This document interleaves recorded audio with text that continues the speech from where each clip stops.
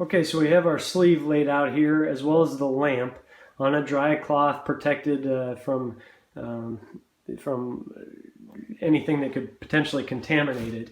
It's very important when you wipe down the quartz sleeve to make sure that you're wiping only the outside. Don't get any moisture on the inside because that sleeve protects the lamp itself from moisture.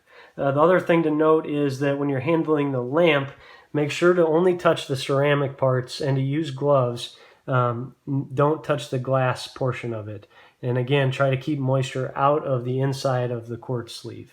Now that we've removed the glass sleeve and cleaned it, we're going to give it a little bit of time to dry out. And now we're going to remove this clarity sensor and clean this as well. And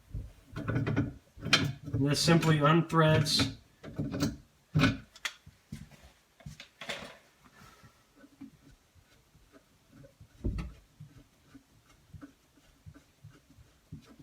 You back it out. Once the threads are backed out all the way, you pull it out, and we're going to soak this end right here, this little glass end. We're going to soak it for about 10 minutes. Let that CLR really work to free up that calcium buildup. Okay, the clarity sensor is soaking in CLR. We're going to continue to let that soak. And in the meantime, we're going to put the clean UV quartz sleeve and lamp back in the chamber here. And first step to do that is the bottom retaining end is going to be reinstalled. We're just going to thread it in there, tighten it. So that's going to hold the lamp, or the sleeve rather, as we push it down in. We're going to grab our gloves again, the clean UV sleeve, and replace it in the chamber. Okay, we have the clean sleeve here.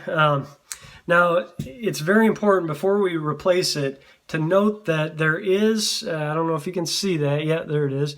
There is an up arrow, so we'll want to make sure that that is pointing upright. So we're going to replace the clean sleeve. You can see how much cleaner it is. We're going to gently feed it into the top here. We're not worried about the O-rings yet. We're just putting the sleeve in.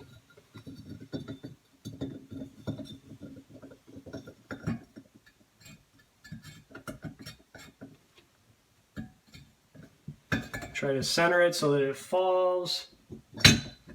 There we go. Now we're going to wet the brown O-ring that was in the sleeve before. We're going to wet that down to lubricate it and push it on top of the sleeve. Okay, here's the O-ring. You may want to consider replacing the O-ring if it looks like there's any wear and tear on it. The UV Max Pro 10 does come with an extra O-ring, and every new sleeve and lamp also comes with replacement O-rings. So I just soaked this in water a little bit to lubricate it, and I'm going to guide it over the top of the sleeve.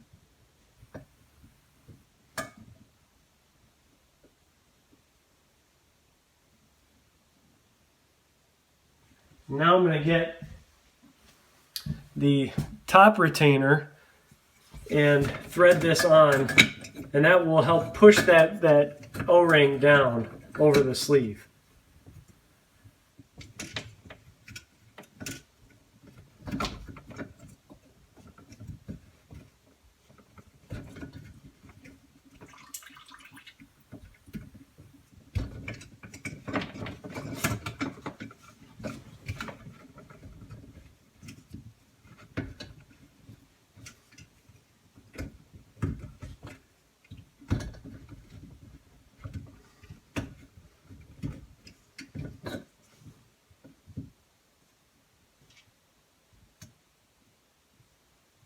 You can kind of guide it in with your finger, work it into the groove there. You'll be able to feel that groove on top of the unit. Make sure that O-ring's pushed in there. Make sure this goes on straight.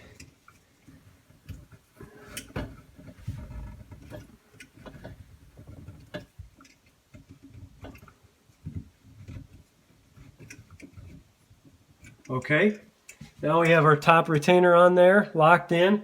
We're going to remove the bottom, lubricate that O-ring, push it in, and then tighten this bottom retainer. Okay, I removed the bottom. lubricated the O-ring with just some water. I'm going to guide it into place over the quartz sleeve and try to push it up into the groove in the UV housing. Now I'm going to use this bottom retainer, try to tighten it, and use that to push the O-ring in the rest of the way. And now it's in. We're ready to put that screw back in to secure this retainer to the UV housing. And then we'll put the lamp back in. Okay, we got our screw back, our Phillips head screwdriver.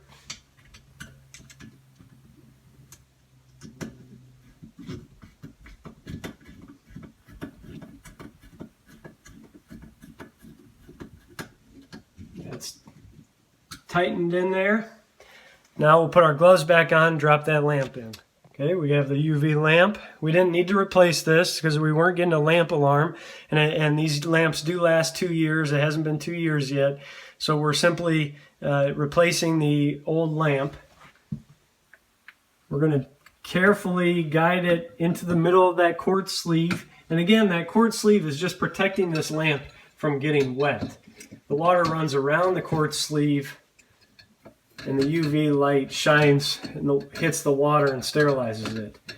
Now, once we get to this point, we have to turn this lamp to try to guide it into, it does twist down, and it's easier if you can see on top of it.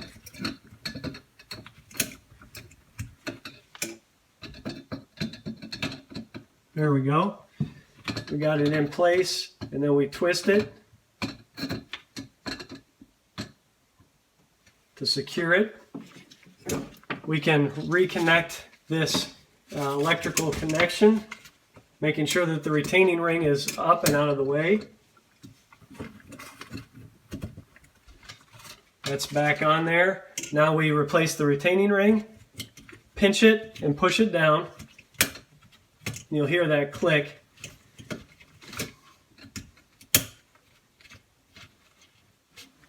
And now that's locked in place. So the UV unit is back together other than the clarity sensor, which we've had soaking for a few minutes to clean off. Okay, the tip of our clarity sensor is now clean. We're going to rethread this back on to the UV housing. This installation used thread tape. You don't have to use thread tape because there is an O-ring inside of this nut here, this gland nut. So we're going to just make sure we guide it on straight. Use our pliers, our channel lock pliers, to tighten it the rest of the way. Once it's tight, we'll reconnect the electrical connection to the control box here. And it is it's color coordinated, so that's a blue cable that matches the blue female end in the control box. Okay, the UV unit is now back together. This would be a great time to do a dry test. Without water feeding it yet, we still haven't pressurized the lines. We're going to plug in the UV unit and make sure that we get green lights all throughout. Now keep in mind it does take a couple minutes for this to power up, so we'll wait a couple minutes and make sure we get green lights. If we have all green lights, that means that everything is working in terms of the sensors, and that it was actually a clarity issue in the water supply, which in this case it was clear that it was a clarity issue because that quartz sleeve was so caked up with calcium buildup. But we'll let this fire up and check. Okay, it's been a couple minutes, and as we can see, all the LED lights are green on the control panel, which means that all the sensors are functioning as they should. And again, it was a water clarity issue, or in this case, the buildup on the quartz sleeve. So we'll go ahead and pressurize the water, and it's good to go. Thank you very much for watching, and again, this is Jonathan from Rain Brothers. Please visit our website, www.rainbrothers.com, where you'll find all the supplies you need for UV systems, including several different models, including the UV Pure model, which doesn't require it does a lot of things automatically. It cleans the quartz sleeve automatically. So there are automatic functions for some of these systems. But feel free to contact us with any questions, and thank you for watching.